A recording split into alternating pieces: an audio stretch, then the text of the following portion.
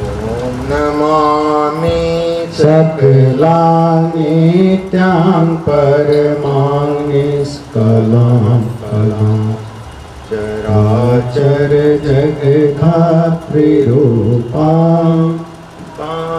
रूपिणीम् ॐ भज गोविन्दं भज गोविन्दं भज गोविन्दम् साधु चकारान्तं वर्णवैभव विग्रहं वाग्मयि गुरुरूपां तां मातृकां श्रेयश्रेय भज गोविन्दं भज गोविन्दं भज गोविन्दम् गुरुर्ब्रह्मा गुरुर्विष्णु गुरुर्देवो महेश्वर गुरुदेवो साक्षात् परं ब्रह्म तस्मै श्री सद्गुरुवे नमः।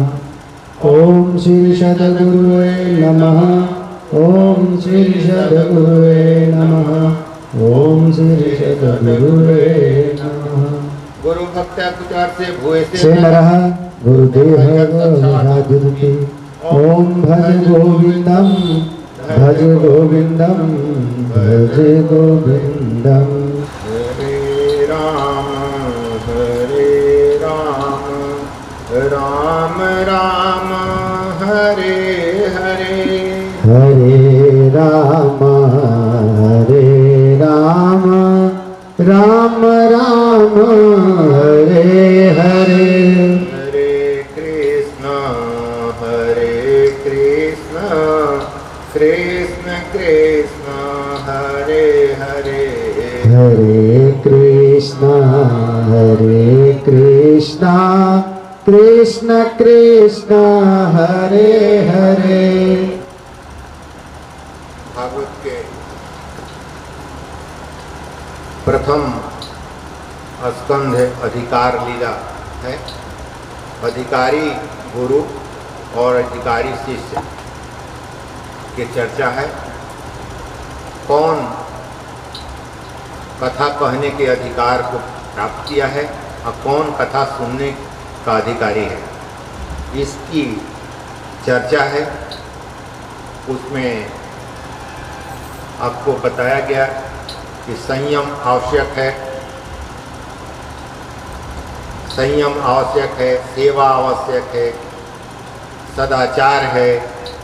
ये सारे गुण अगर आपके हैं तो आप अधिकार प्राप्त किए हुए हैं सुनने के या कहने के। अगर अधिकार आपको प्राप्त नहीं है तो आप सुनकर भी भूल जाएंगे, सुनकर उसका अनुसरण नहीं करेंगे। बहुत लोग सुनते हैं लेकिन उसको कार्य रूप में नहीं परिणत कर पाते। इसका मतलब है कि न अधिकारी गुरु मिले और न अधिकारी शिष्य थे। अधिकारियों को तुरंत समझ में आ जाता है गुरु क्या कह रहे हैं, वो अंदर अंदर ही समझ जाता है गुरु का ये तरफ इशारा है और वो करने में लग जाता है। तो अधिकारी शिष्य की खोज की गई है। पता चला है कि राजा परीक्षित हैं, ये जो राजा हैं वो गुण छोड़कर ऋषि का गुण धारण कर लिए हैं। इनके जीवन में सदाचार आ गया है, सेवा की भावना भी आ गई है और संयम भी आ गया है। सारे गुण इनमें आ गए हैं। तब सुखदेव जी प्रकट होते हैं और ये कथा सुनते हैं और वो सुनाते हैं। पता है कि अधिकार में भी कुछ मद होते हैं, अहंकार होते हैं। ये कहता है कि 4 प्रकार के मद हैं। मद 4 प्रकार के अहंकार होते हैं। उसमें विद्या मद यानी कि विद्या का अहंकार। ज़्यादा आप पढ़ लिख गए हैं तो आपको अहंकार हो जाएगा, आप नम्र नहीं बनेंगे। जो सनातन का गुण बताया गया है आत्मा का, वो गुण आप नहीं ग्रहण करेंगे कि सनत कुमार जो नतमस्तक कुमार होता है, ये गुण आप भूल जाएंगे। अगर विद्या ज़्यादा अध्ययन कर लिए हैं तो नम्र नहीं बन पाएंगे आप। वो ज्ञान की अकड़ होगी आपके पास, ज्ञान की अकड़ आपको झुकने नहीं देगी। तो आत्मा का एक गुण से आप वंचित रह जाएंगे। तो विद्या का मद होता है जवानी का मद। अगर जवान है आप तो उसका भी अहंकार होगा कि मैं सब कुछ कर सकता हूँ, लेकिन आप भूल जाते हैं कि आपके अंतःकरण से वो अगर निकल जाए तो आप कुछ नहीं कर पाएंगे। वो इतना सूक्ष्म है कि पता भी नहीं चलेगा कि कब निकलेगा, और निकल गया तो सारा जवानी का जो जोश है वो सब ठंडा पड़ जाएगा, 24 घंटा में तो गंदा आ जाएगा। लेकिन आपको झूठा अहंकार हो जाता है कि मैं जवान हूँ, तो जवानी का अहंकार भी हो सकता है, और द्रव्य का अहंकार, द्रव्य मद, पैसा ज़्यादा हो जाएगा, वो भी व्यक्ति नम्र नहीं बन पाता है।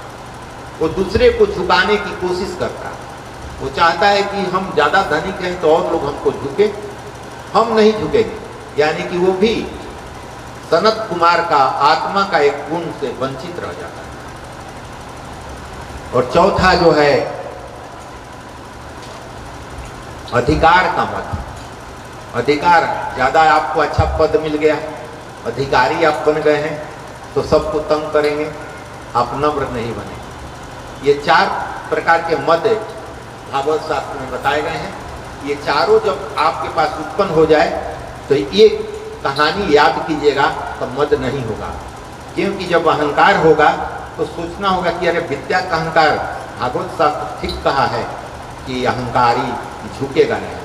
तो उस समय ये कथा सुने रहिएगा, अब विवेक अगर साथ देगा और गुरु की कृपा हो तो तुरंत स्मरण आ जाएगा, नहीं विद्या का अहंकार नहीं करना है।